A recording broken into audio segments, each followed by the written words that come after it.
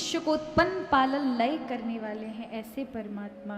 तापत्रय विनाशाय, हमारे जीवन के तीनों प्रकार के तापों को जो शमन करने वाले हैं। यानी भगवान की वही वाली बात हो गई ना कि जब तक प्रभु से जुड़े रहोगे, प्रभु का नाम सच्चे मन से लोगे, ध्यान प्रार्थनाएं सच्चे मन से करोगे, तो जीवन के जितने भी कष्ट हैं जिनमें हम जल रहे हैं उनमें तुरंत शांति प्राप्त होती।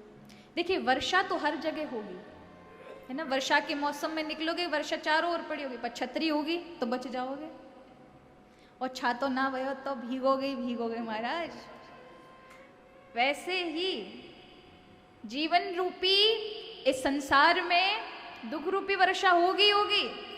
दुख के लिए, कष्ट झेलने के लिए पूर्व में जितने प्रारब्ध कर्म किए वाको तो कछु भोगना ही पड़ेगा महाराज। उसी के लिए जन्म है जो आए दिन परिस्थितियों के रूप में खड़े होते हैं। ये हमारे पूर्व के इस जन्म के सब भोगों का समन्वय है। लेकिन प्रभु के नाम का छाता होगा, ध्यान का छाता होगा, तो आपको उस वर्षा का प्रभाव नहीं होगा। थोड़े बहुत छींटे आ सकते हैं, पर छाता है तो आप भीगोगे नहीं, बच जाओगे। उसी तरह से प्रभु का नाम, सद्गुरु की शरण, और अगर प्रभु से जुड़े हुए हो तो प्रभु इस संसार में आप पर छाता का काम कर देना, छत्र, छत्र छाया। तो इसलिए कहा तापत्रय विनाशा। तीन प्रकार के जो ताप होते हैं, दैविक, दैहिक, भौतिक। देवीय दुख कहते हैं, दैविक दुख कहते हैं ये आपदाएं जो महामारी आई है 2 वर्ष से, अब चलो टाटा गुड बाय करके दिखाई नजर आ रही है, और भगवान करे ये दोबारा लौट के ना आए।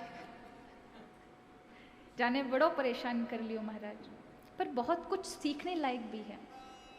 कहीं ना कहीं हम सब मद में आ चुके थे, अपना मौलिक स्वरूप भूल चुके हैं। लोग निजी स्वार्थ में, अभी भी आप देखें कई लोगों का तो स्वार्थ छूटा भी नहीं है।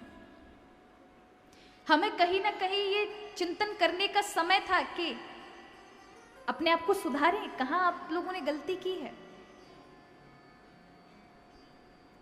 पर कई बार ऐसा भी होता है, इसमें बड़ा कष्ट भी है। कईयों ने अपनों को खोया है, बहुत लोगों ने अपनों को खो दिया।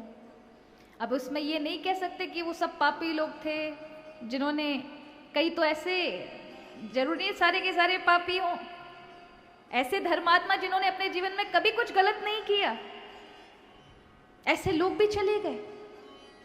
वो कहते ना, कोई शास्त्रों ने कहा है कि कोई अज्ञानी, कोई मूर्ख एक चीज गलत करता है और विद्वान भी भोगते हैं उसको, महाजनों को भी भोगना पड़ता है। एक अज्ञानी व्यक्ति सड़क पर कील ठोक जाए तो पैर पड़ने वाले जितने भी वहां निकलने वाले बुद्धिमान हैं उनको भी चुभेगी चुभेगी।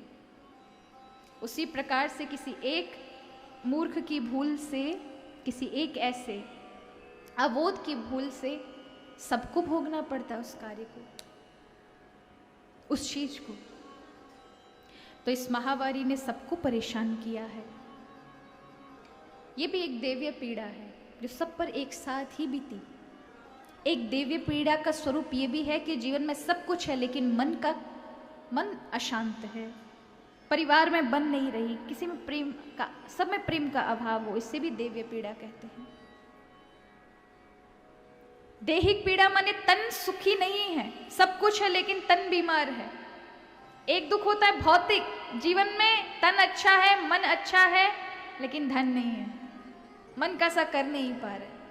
तो 3 प्रकार के तापों से प्रत्येक व्यक्ति कष्ट में है, और जो प्रभु की शरण चले जाते हैं, प्रभु इन तीनों तापों से, अब ध्यान रखना दुख शब्द नहीं आया यहाँ पर, क्या शब्द है? ताप।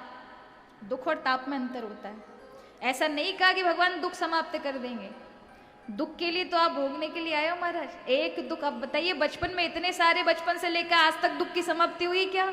एक समाप्त होता है दूसरा उत्पन्न हो जाता है, उसकी समाप्ति होगी तीसरा खड़ा है दरवाजे पर आने के लिए। यही जीवन है। पर भक्त को दुख दिखता नहीं है।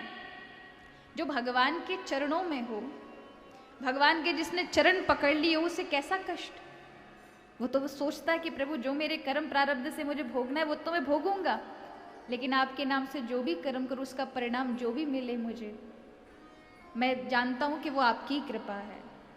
उसमें भी वो कृपा का तो उसे दुख अनुभूति नहीं होती। तो ताप कहते हैं कि आपके जीवन में दुख का संकट आए, दुख तो आया लेकिन संकट का अनुभव आपको ना हुआ।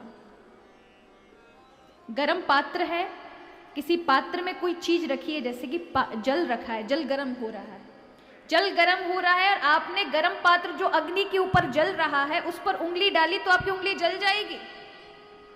आपने उस पात्र को उठाने की चेष्टा की तो आपकी हाथ की खाल भी शायद निकल जाए, इतना गर्म है।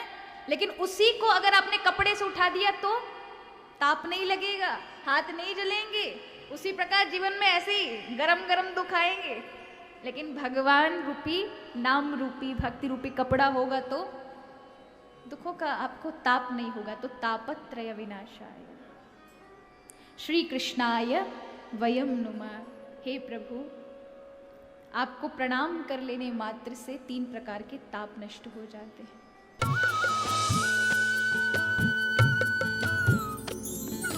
सर्वधर्म संगम, धर्म के सच्चे प्रहरी।